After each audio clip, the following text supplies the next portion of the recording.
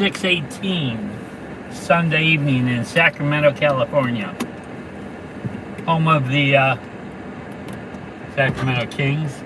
Okay, I'm not a big basketball fan. I like horse racing, auto racing, and I like gambling on horses. Hopefully when I hit the Dominican Republic, I might do some sports betting, since I won't really have a job over there to start with. Although I'm getting kind of excited. I think that maybe what I'm intending to do is buy a car over there. Something needs some work. And rent a 2-car garage. Apparently you can get those with electric hooked up for about $90 American each month, which is a real reasonable rate.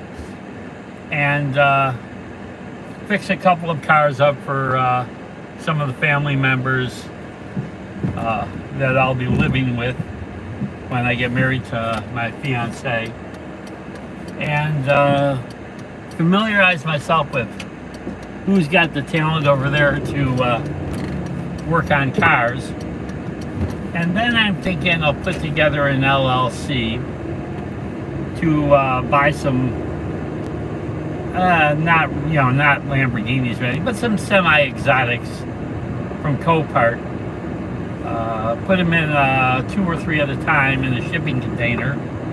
Bring them over to the Dominican Republic, where labor is vastly lower than here, where the talent is probably just as good as here, and where the OSHA regulations are way looser over there, like non-existent maybe.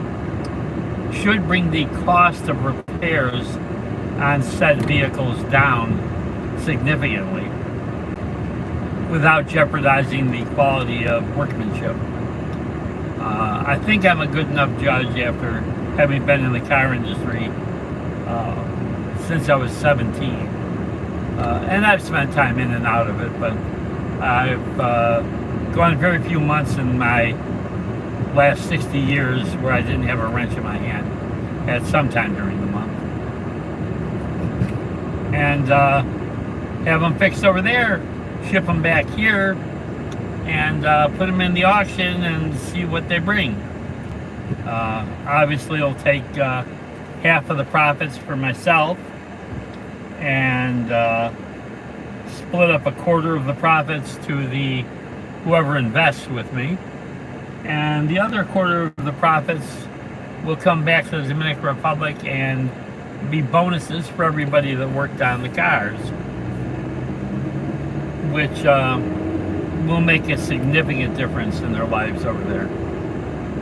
So I'm pretty excited that we can get going. We can do some real outreach work there, make good money for me, it's capitalism, and help my fiance, once she becomes my wife, have a nice little nest egg, because the fact that she's so much younger than me, 45 years, 46 years, and I don't have any life insurance or anything, because I really didn't plan on, well, first off, I didn't plan on living this long.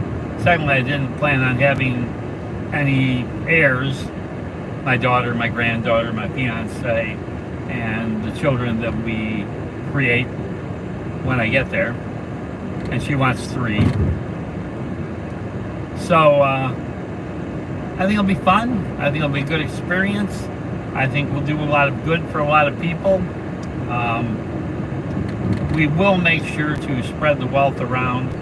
My fiance and I have already decided that since there's no public park anywhere in the area of our neighborhood, that and we're gonna have children, that we want to park for them. So we're gonna, as soon as we can afford to save up a little bit of money, it's not gonna take a lot, buy a little plot of land over there in the neighborhood and donate it to the city and develop it as a park playground for the kids, and probably name it in honor of one of her grandparents or something. They're so family oriented over there. I really love it. I think it's the way I grew up in Buffalo, New York, in a neighborhood at the end of a private school. If you're familiar with Buffalo, is the Park School.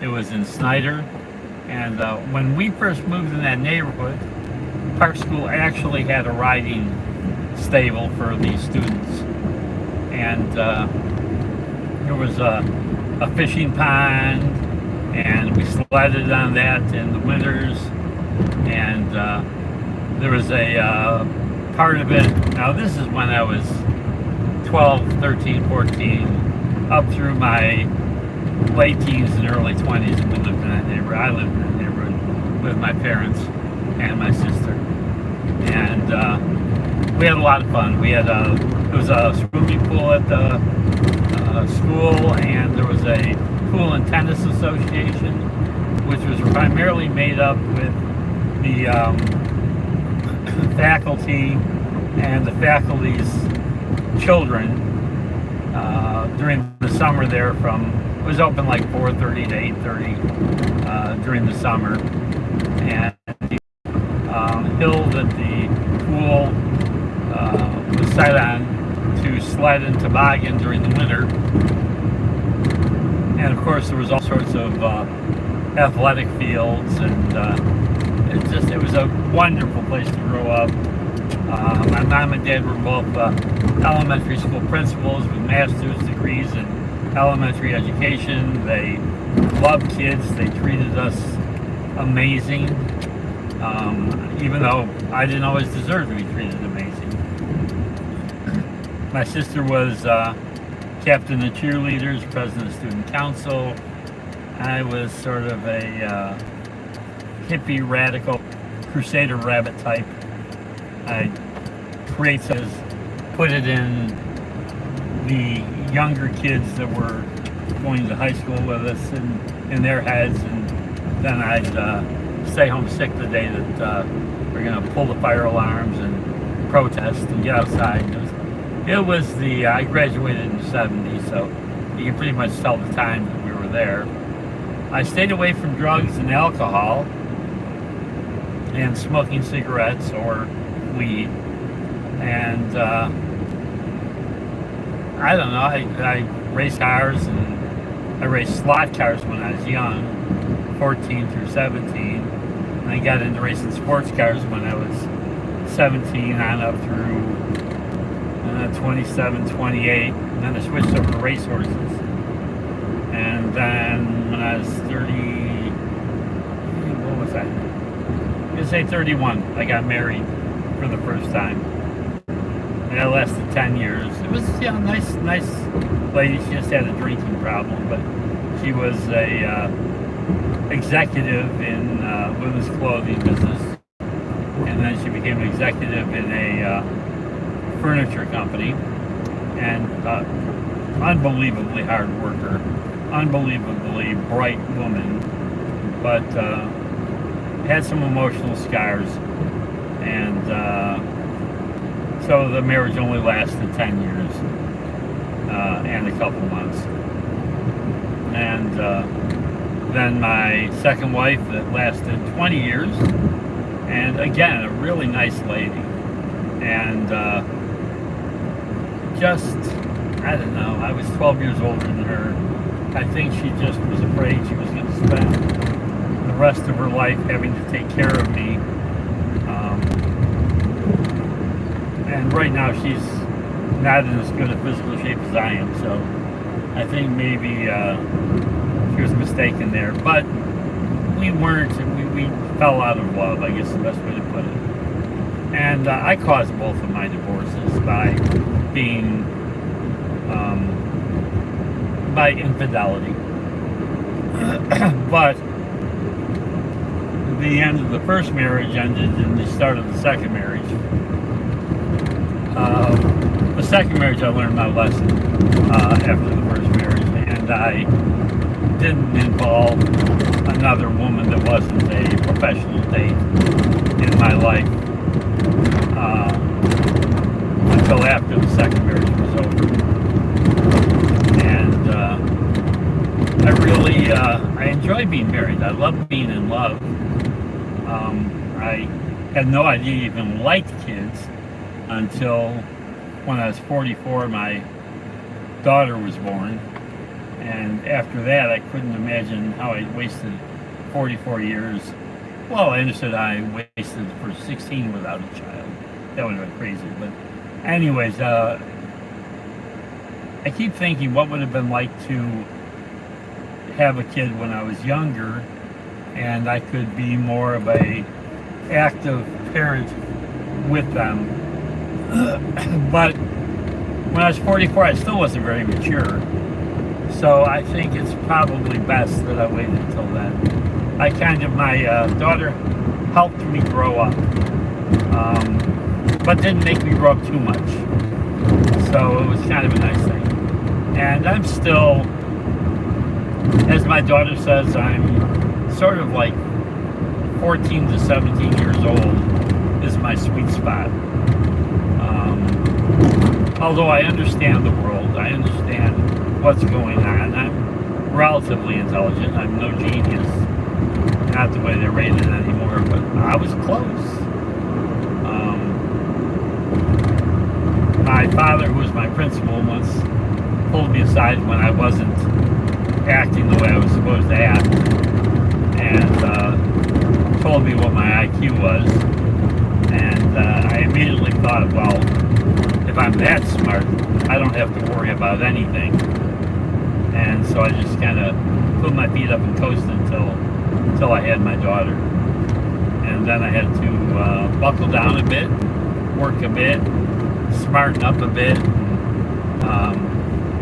make myself proud of who I was and make her proud of who I was. And it seemed to work out. She's still in the circle of my three best friends in the world, including my granddaughter and my fiance. So it's been a good life, and I'm hoping that when I get to the Dominican Republic, I know my fiance wants to get married relatively soon and start a family right away, because we've already had that discussion. And I think that hopefully we can have the 3 children she wants by the time I'm 76. And if I can make it to 90, then the kids will have been raised pretty good. And I think I'm going to be a more involved father in the Dominican Republic than a lot of people are. I just noticed as I've gone through the years, looking at Facebook profiles of young ladies that I was interested in having work for our modeling agency that I had over there that never really went anywhere. I mean, I paid about a dozen girls about $50 each to use their pictures in the calendar. Didn't make any money selling the calendar, and donated some money to an orphanage to make everybody feel good about it. But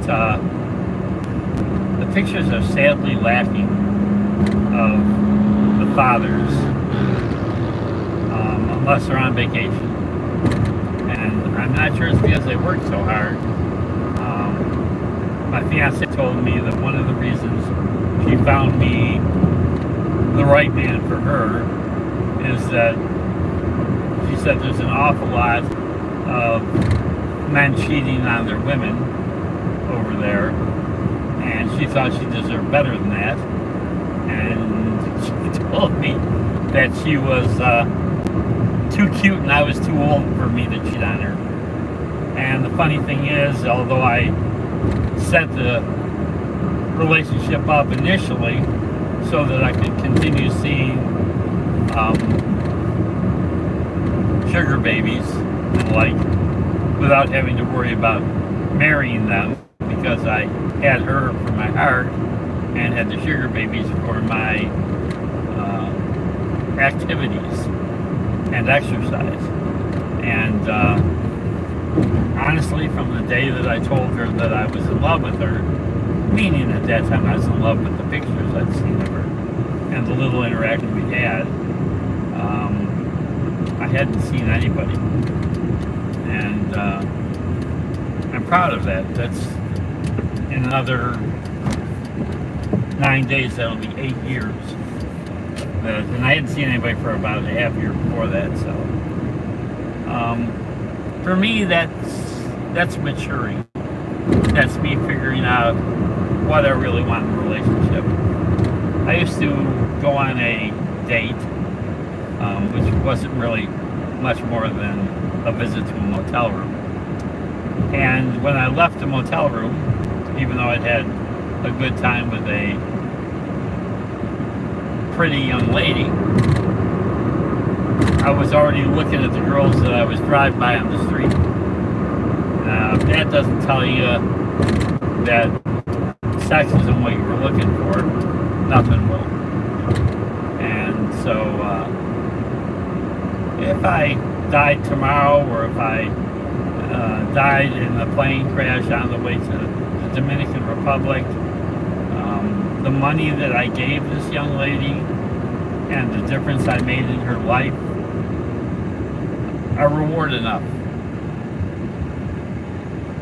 The joy that I had interacting with her every single day, probably we missed about 9 days in 8 years, which is much closer than most people are to their spouse.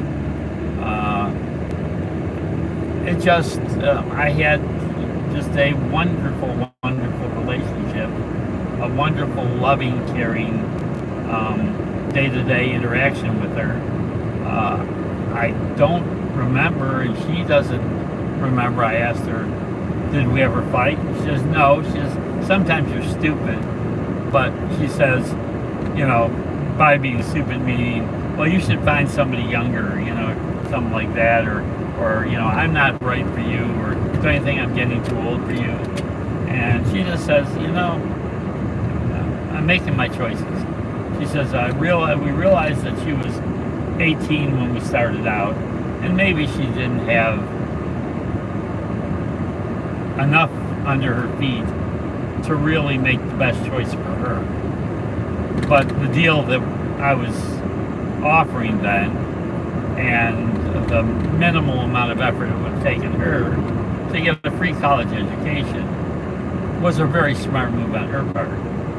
And as the years have gone on, I like to think that the deal's gotten better for both of us. And do I love her? Yes, I really do love her. In spite of the fact I've never had my arms around her, I've never kissed her, I've never had a chance to whisper something to her. But I've been totally honest with her the whole time. She's been totally honest with me the whole time. And trust me, the amount of time I spent with sugar babies and mistresses and girlfriends and wives, I know honesty, and I know when somebody's playing me, and this isn't playing me. So anyway, I'm here to pick up the family, and we're heading home. Thanks for your interest. Thanks for helping support the channel. If you'd subscribe, if you'd share, if you'd comment, if you'd like, it would help the algorithm, and my granddaughter and I'd make more money, and we'd like that. Thanks a lot. Have a great evening.